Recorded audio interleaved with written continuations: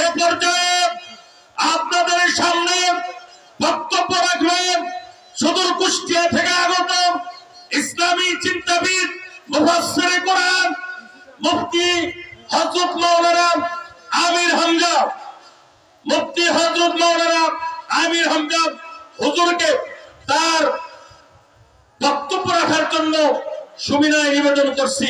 আসসালামু আলাইকুম।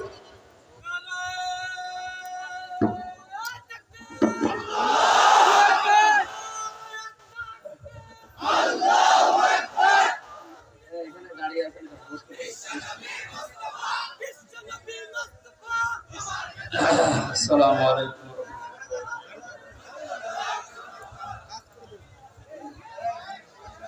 নাহমাদুহু ওয়া নাস্তাঈনুহু ওয়া নাস্তাগফিরুহু ওয়া নু'মিনু বিহি ওয়া নাতাওয়াক্কালু আলাইহি ওয়া নাউযু বিল্লাহি মিন শুরুরি আনফুসিনা ওয়া মিন সাইয়্যাতি আ'মালিনা।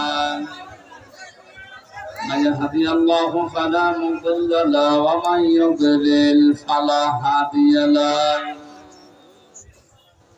ونشهد أن لا إله إلا الله وحده لا شريك له وأشهد أن محمدا عبده ورسوله الذي أرسله بالحق بشيرا ونذيرا وداعيا إلى الله بإذنه وسراجا منيرا. فقد قال الله تعالى في كلامه المجيد وبرهانه التوحيد: أعوذ بالله من الشيطان الرجيم. بسم الله الرحمن الرحيم.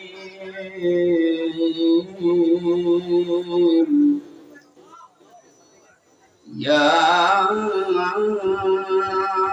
أيها الذين آمنوا اتقوا الله وكونوا مع الصادقين. اتقوا الله وكونوا مع الصادقين. صدقت يا ربنا. اللهم صل على سيدنا مولانا محمد وعلى آل سيدنا مولانا. আলহামদুলিল্লাহ। এত কথা বলুন কেন? কথা বলতে পারেন, এমনি সময় কম দেখছে না?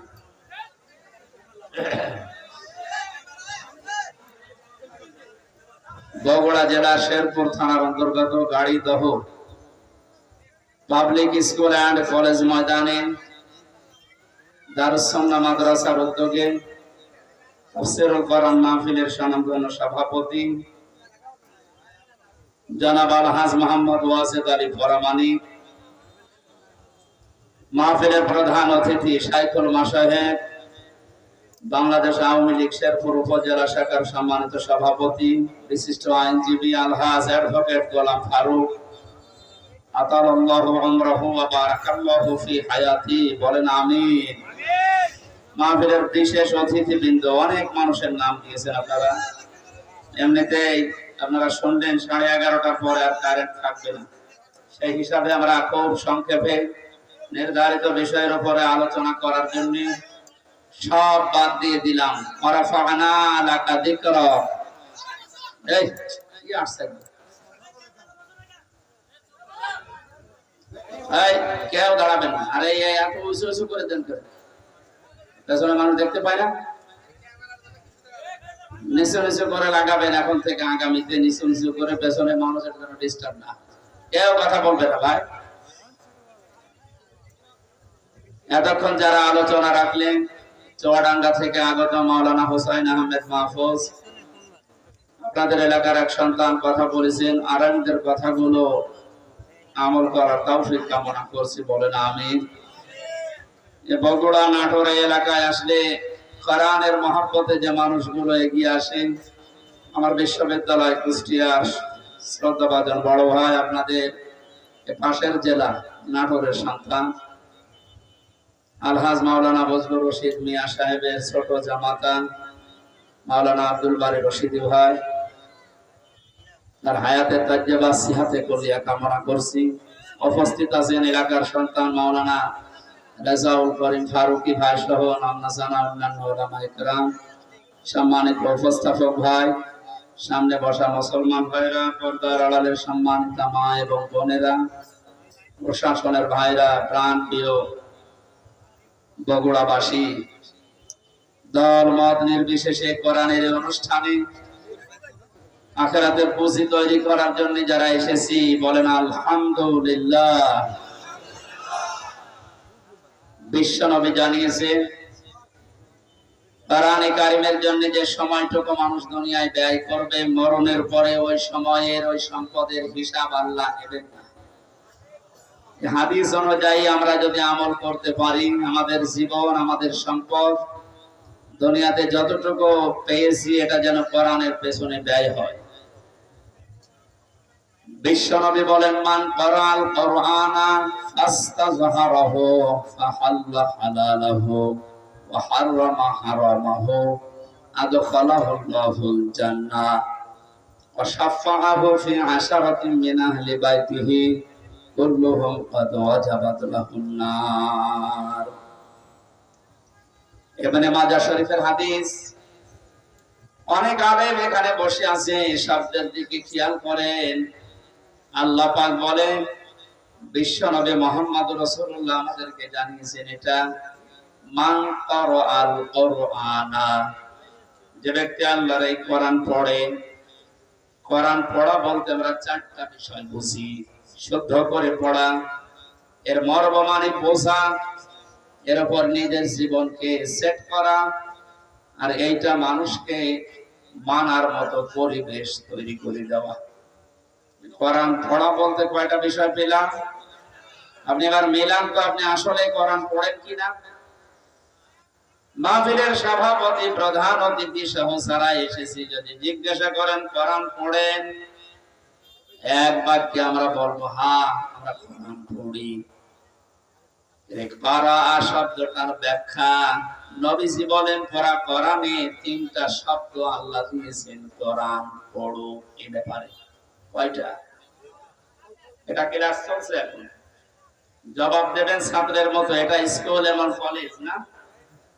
এখানে যারা আছে অন্তত শিক্ষিত মানুষগুলো ছাত্রের মতো জবাব দেবে। তারা রাতালা তালাওয়া, তিনটা শব্দ আছে কোরআন পড়ার ব্যাপারে। তিনটার ব্যাখ্যা হচ্ছে, কেউ যদি কোনো বিষয় পড়তে চায়, সে যেন শুদ্ধ করে পড়ে। কি করে? অশুদ্ধ পড়লে অর্থ পাল্টিয়ে যাবে। এখানে অনেক মানুষ এমন বসে আছে, নামাজে দাঁড়ালে পড়ে ইযা জাআ নাসরুল্লাহি ওয়াল ফাত।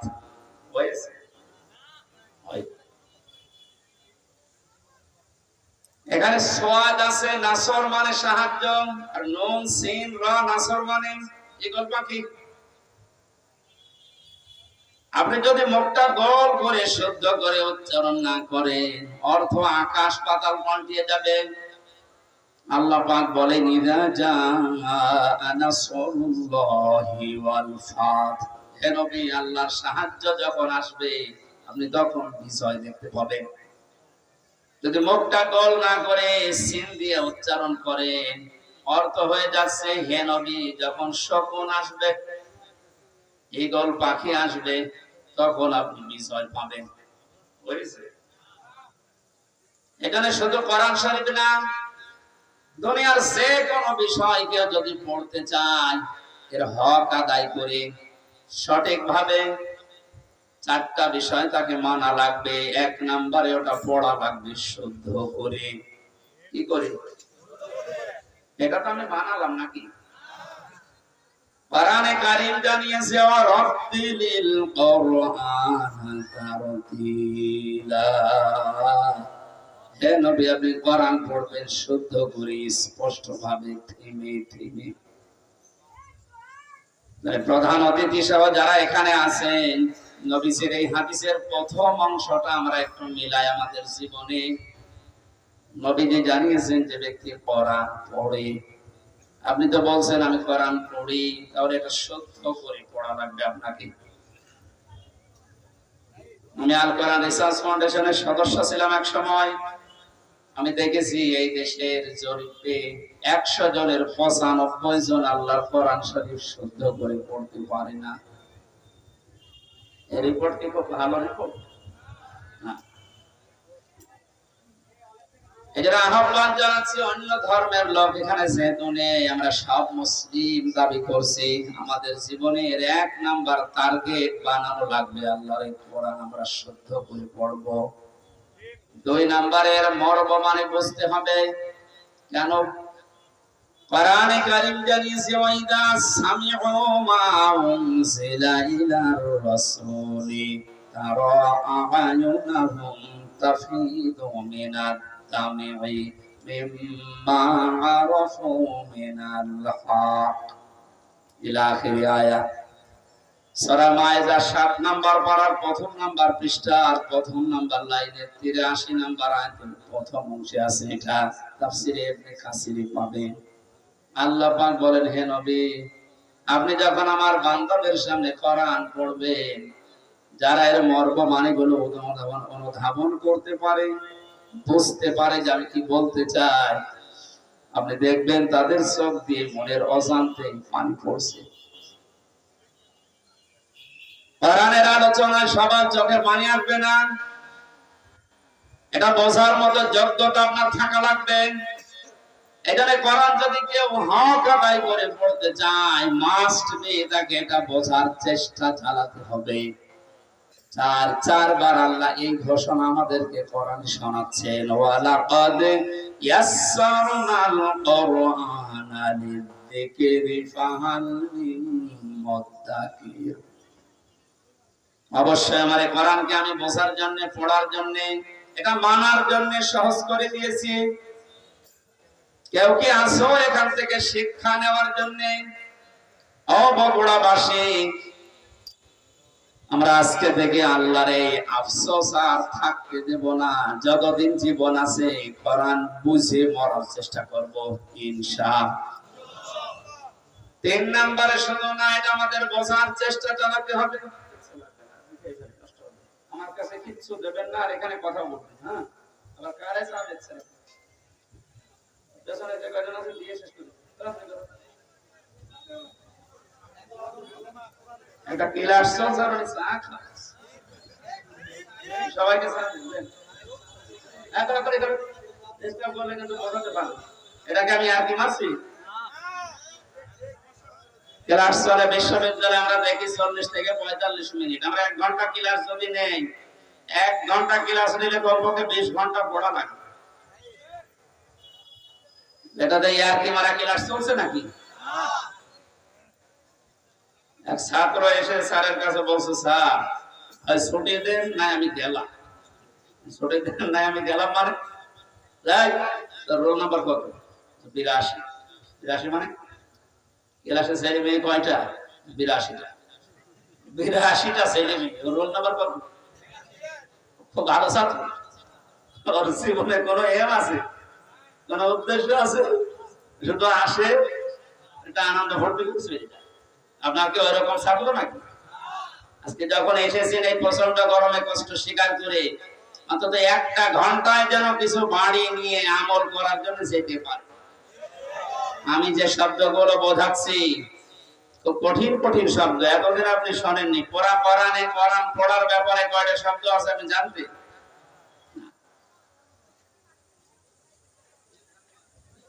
কোরআন যদি কেউ বলে আমি কোরআন পড়ি, তার শর্ত মানা লাগবে কয়টা?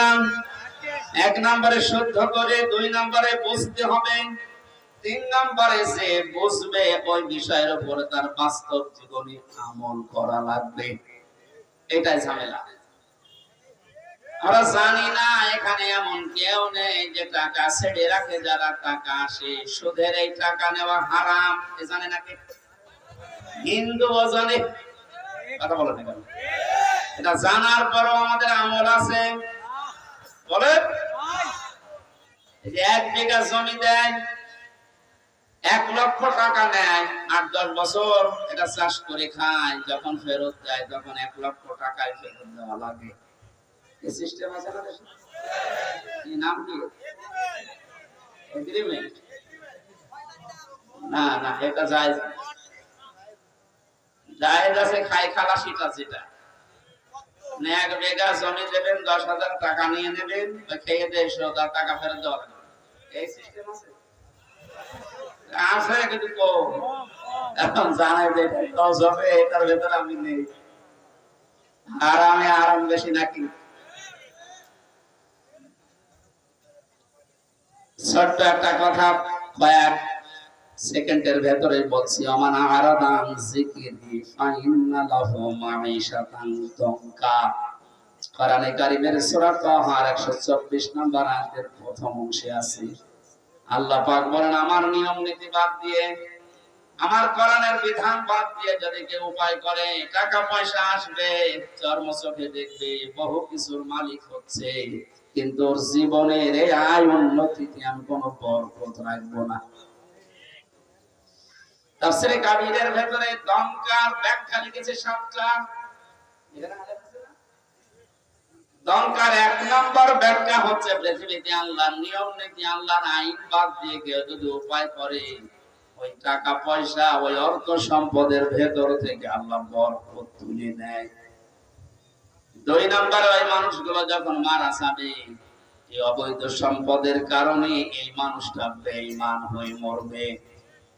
3 নম্বরে ওই মানুষকে আল্লাহ ওই অবৈধ সম্পদ দুনিয়াতে ভোগ করার সুযোগ দেবে না। এটা যে দেয় না তার বাস্তব প্রমাণ দেশে নেই, নাম ধরা লাগবে। কত মানুষ আজ অবৈধ ভাবে উল্টা পাল্টা করে কামাই করে টাকা রাখার জায়গা নেই, ফ্রিজে রাখে, বালিশের ভেতরে রাখে। এটাও হচ্ছে না, বানাচ্ছে বেগম পাড়া। ভোগ করতে পারবেন না। যদি এগুলো ভোগ করে যেতে পারে তাহলে কোরআন মিথ্যা হয়ে যাবে। আর আপনার মতো নাফরমানের জন্য আমরা কোরআন শরীফ মিথ্যা করব। যেন দুনিয়াতে আপনাকে ওই টাকা, ওই সম্পদ ভোগ করার সুযোগ দেবে না, এর আগে আপনি পটল তুলবেন। 4 নাম্বারটা একটু ঝামেলা, এটা বাদ যাক। যারা আল্লাহর নিয়ম নীতি বাদ দিয়ে উপায় করেন সুদ, ঘুষ, মানুষের উপরে জুলুম করে, ফাঁকি দিয়ে, অন্যায় ভাবে যেভাবে উপায় করছেন, আপনার মরণে দৃষ্টান্ত সৃষ্টি হবে দুনিয়ায়। পৃথিবী সাক্ষী হয়ে থাকবে আপনার মরণে। এটা বেশি বলে ফেললাম নাকি? আপনি কি মনে করছেন সব বানালাম একটা করে? না, যেগুলো বলছি সব আমি পড়িয়ে এসেছি। অবৈধ ইনকামের মানুষকে আল্লাহ দৃষ্টান্ত করে রাখে দুনিয়াতে, তার মরণকে ইতিহাস বানিয়ে রাখে। আপনি এমনি টের পেয়েছেন, আমি জানি। এজন্য আমরা সাবধান হব। জানি সবাই এটা হারাম, কোরআন থেকে হাদিস থেকে পড়েছি, জানার পরও যে লোকটা মানে না, ওর কোরআন পড়া হয়নি। 4 নাম্বারটা, এটা সবচেয়ে বড় ঝামেলা এবং কঠিন। নবীজি বলেন, কেউ যদি কোরআন পড়ে এই কথা বলে, সে শুদ্ধ করে পড়বে, সে ওইটা বোঝার চেষ্টা চালাবে, নিজে মানবে, এবং এটা মানুষ যেন মানতে পারে সেই ব্যবস্থা করে দেবে। এটা ঝামেলা না? এটা যদি আজ কেউ করতে চায়, সে সবচেয়ে বড় বিপদে আছে বাংলাদেশে। আমি কোরআন পড়ি, আমি শুদ্ধ করে পড়ি, আমি বুঝি, এবং আমি যতটুকু বুঝি অতটুকু মানার চেষ্টা চালাচ্ছি, অসুবিধা নেই। 4 নাম্বারটা, আমি যতটুকু মানি এটা মানুষ যেন মানতে পারে, ওই ব্যবস্থা আমি করে দিতে চাই। এটা কোরআন পড়ার 4 নাম্বার শর্ত। এক কথা বলছেন না? 4 নাম্বারটা কি সহজ না কঠিন? এটা করতে গেলে আজ পদে পদে বিপদ। তাহলে 4টা শর্ত যারা মানে না ওদের কোরআন পড়া হচ্ছে জন্মের পর থেকে। এটা শুনেছি কেউ যদি কোরআনের একটা হরফ পড়ে তার নেকি হয় কয়টা? হ্যাঁ, আপনার পড়া তো আবার পড়ার মতো হওয়া লাগবে। আপনি তো আমার ছোট মেয়ের মতো পড়েন, তার বয়স 4 বছর, ও তো পড়ে। এক লাইন পড়তে গেলে এক লাইনে যদি 10টা শব্দ থাকে 9টা ভুল করে, ওর পড়া হচ্ছে। আপনার পড়াও তো এরকম হয়ে যাচ্ছে। নবীজির হাদিসের প্রথম শব্দ ছিল যে ব্যক্তি কোরআন পড়ে, তার মানে 4টা শর্ত যারা দুনিয়ায় মানতে পারে ওদের পড়া হয়, আর ওদের প্রতিটি অক্ষরে 10টা করে নেকি হয়। দ্বিতীয় শব্দ ছিল ফাস্তাজহারাহু, কোরআন পড়ে শেষ করে দেয় না। যে ব্যক্তি কোরআনকে ইজহার করার চেষ্টা চালায়, যারা আরবি গ্রামার বোঝে, ফাস্তাজহারাহু এই শব্দের ব্যাখ্যা আমি যত পেয়েছি আধুনিক ব্যাখ্যা হচ্ছে প্রকাশ করা, ইজহার করা, দাঁড় করানো, স্পষ্ট করা, কায়েম করা, বিজয় করা। কোরআন যারা পড়বে ওই 4টা হক অনুযায়ী এবং কোরআনকে বিজয়ী করার জন্য যারা চেষ্টা চালাবে, এই সংখ্যা বাংলাদেশে কম না বেশি?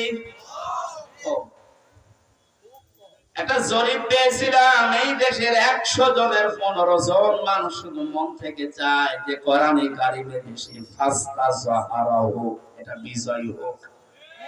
আর বাকি 100 জনের 85 জন শুধু টানা নানায় আছে।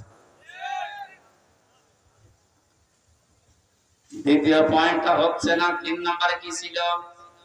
ফাহাল্লা হালালাহু ওয়া হারামা হারামাহু। যে ব্যক্তি কোরআনকে ইজহার করতে পারে এই ব্যক্তি হালালকে হালাল মানবে, হারামকে হারাম জেনে ছেড়ে দেবে। আদখালাহুল্লাহুল জান্নাত, নবীজি বলেন আল্লাহ তাকে জান্নাতে দিয়ে দিয়েছে। জান্নাতে দেবে, হ্যাঁ শব্দটার দিকে আমি খেয়াল করে চিন্তা ভাবনা করেছিলাম। নবীজি অতীতের শব্দ বললেন কেন? এটা পাস্ট, এটা মাজি। আদখালা ইউদখিলু, নবীজি মোজারে দিতে পারতেন, মাজি দিলেন, অতীতের পাস্ট দিয়েছেন কেন? তারপরে কোরআন পরিবার, সমাজ এবং রাষ্ট্রে যদি কোরআন বিজয় থাকে, ওখানে হালালকে হালাল মানা আর হারামকে হারাম জেনে ছেড়ে দেয় সহজ। যে সমাজে, যে দেশে কোরআন বিজয় নেই, ওখানে হালালকে হালাল জানার পর আপনি মানতে পারবেন না। এই কথা বলছেন না? হারামকে হারাম জানার পর আপনি ছেড়ে দিতে পারবেন না। নাকি জায়গা কোনো দেশে নেই?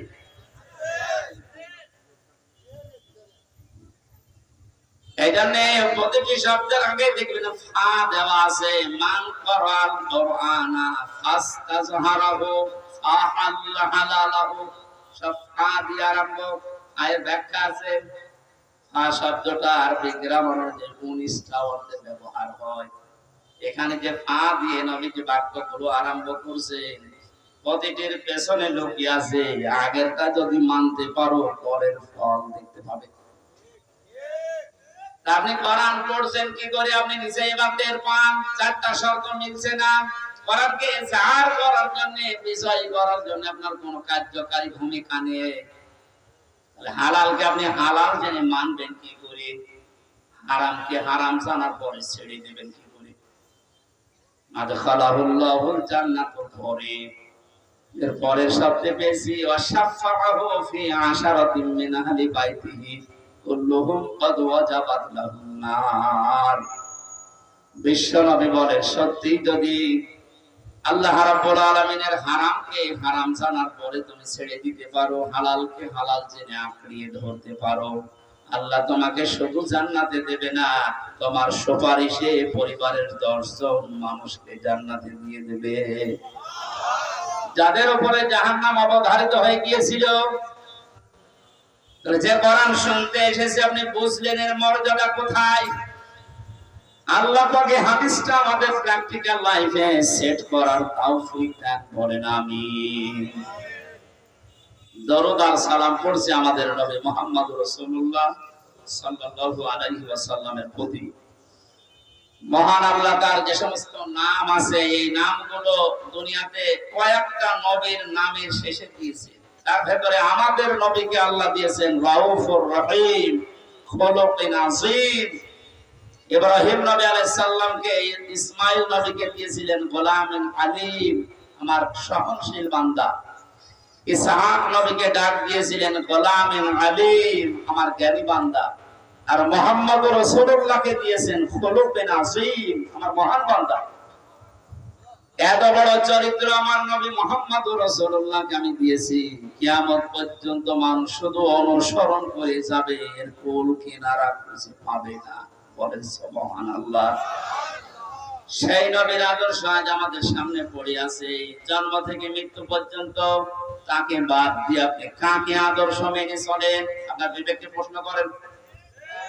আর নবীজির মাথায় হাত দেওয়া শামিল। আল্লাহ যেন আপনাদেরকে পাশে থাকার তৌফিক দেন। যারা মনাযাত্রা করে যান, আমি মুসাফির মানুষ, মনাযাত্রা করে যান। আল্লাহুম্মা আমিন। লা ইলাহা ইল্লা আনতা সুবহানাকা ইন্নী কুনতু মিনাজ জালিমিন। রব্বানা যালামনা আনফুসানা ওয়া ইল্লাম তাগফির লানা ওয়া তারহামনা লানাকুনান্না মিনাল খাসিরিন। রব্বুল আলামিন বগুড়া জেলার শেরপুর গাড়িদহ এই মাদ্রাসা উদ্যোগে মাহফিলের দিকে তুমি তাকাও। হাজার হাজার বান্দা বান্দি আমরা, রাত 12টা বেজে যাচ্ছে, গভীর রজনী পর্যন্ত কোরআনে কারীমের কথা যারা চাতক পাখির মতো শুনেছে, এই মানুষগুলোকে এর উপরে আমল করার তৌফিক তুমি ভিক্ষা দাও। এই মাহফিলের আয়োজন করতে গিয়ে যারা শ্রম দিল, আল্লাহ এদের শ্রমকে কবুল করো। সওয়াবগুলো তুমি মুহাম্মদ রাসূলুল্লাহর রওজায় পৌঁছিয়ে দাও। দুনিয়ার মাটির নিচে যারাই ঘুমিয়ে আছে, আমরা এদের মতো কিছুদিন পরে অসহায় হয়ে যাব আল্লাহ। আমরা আজ তাদের জন্য মোনাজাতে দোয়া করছি। আগামী প্রজন্ম যারা আসবে তারা যেন আমাদের জন্য এভাবে দোয়া করে, রব্বির হামহুমা কামা রব্বায়ানি সাগীরা। আল্লাহ তাআলা মা হারিয়ে বাবা হারিয়ে যে মানুষগুলো হাত তুলেছে, তুমি তাদের মুখের দিকে কাকুতি মিনতির দিকে তাকাও। নবীজি মাঝে মাঝে মায়ের কবরের পাশে যে কাঁদতেন, সাহাবীরা বলে হুজুর আপনি কাঁদেন কেন? বিশ্ব নবী বলেন, সাহাবীরা আমার মায়ের ওই ছোটবেলার আদরের কথা আমার মনে পড়ে গেছে। রব্বুল আলামিন মাহফিলের প্রধান অতিথি অ্যাডভোকেট গোলাম ফারুক তার মা বাবাকে হারিয়েছে। সন্তানের ওসিলায় নাকি তুমি মা বাবাকে মাফ করে দাও। তার হাতের দিকে তার চোখের দিকে তাকিয়ে তার মা বাবাকে তুমি কবরে জান্নাত দিয়ে দাও। মাহফিলের সম্মানিত সভাপতি আমার আরাফাতের ভাই, আল্লাহ তাআলা তোমার হাসি বান্দা তার মা বাবার জন্য দোয়া করছে, তুমি তাকে মাফ করো। মাহফিলের আয়োজন করতে গিয়ে যত মানুষ শ্রম দিয়েছে, যে বাড়িতে এসে বসেছিলাম এই বাড়িওয়ালা সহ, এদেরকে যে মা পেটে নিয়েছে মায়ের পেট খাদিজার মতো বানিয়ে দাও। প্রশাসনের যে ভাইগুলো সাহায্য সহযোগিতা করেছে মাহফিলের জন্য, তাদের কবুল করো, মঞ্জুর করো। মা বোনদেরকে পর্দায় থাকার তৌফিক দাও, রোগ শোক থেকে বাঁচাও এবং ওরা জেলার উপরে তোমার খাস রহমত নাযিল করো আল্লাহ। রব্বুল আলামিন আমি সহ অনেকে অসুস্থ আছি, আমাদেরকে শেফায়ে কামেলা জেলা নসিব করো আল্লাহ। এবং ওরা শেরপুরে আসলে শ্রদ্ধাভাজন বড় ভাই মাওলানা আব্দুল্লাহ আলামিনের কথা মনে হয়, আল্লাহ তোমার গোলামকে দিনের দায়ী হিসাবে মঞ্জুর করে নাও। মাওলানা রেজাউল করিম ফারুকী, আব্দুল বারী রশিদী ভাই সহ এ মাহফিল যার মাধ্যমে এসেছে, আল্লাহ তাআলা ফরিদুল হক ভাই সহ যত আলেম এখানে এসেছে, আলেমদেরকে আলেম হিসাবে কবুল করে নাও। আল্লাহ তাআলা ওয়াহিদুল ইসলাম সহ যত মানুষ আমিন আমিন করছে, জীবনের চাহিদা সেগুলো পূর্ণ করে দাও। বাকি জীবন ইসলাম ইমানের উপরে টিকে থাকার তৌফিক দাও। দেশটা নিয়ে যে ষড়যন্ত্র চলছে, আল্লাহ তুমি বাঁচাও। রব্বুল আলামিন দেশের দায়িত্বে যারা আছে সততার সাথে পালন করার তৌফিক দাও। সাদিকিন হওয়ার জন্য যে 10টা গুণ তুমি কোরআনে দিয়েছো, আমি সহ প্রত্যেককে এখন থেকে মেনে চলার আমল করার সুযোগ দাও। বারাকাল্লাহু লানা ওয়া লাকুম ফিল কোরআনিল আযীম। কখন কার মরণ আসে জানি না, যখনই মরণ আসবে যেন বলি লা ইলাহা ইল্লাল্লাহু মুহাম্মাদুর রাসূলুল্লাহ। আসসালামু আলাইকুম।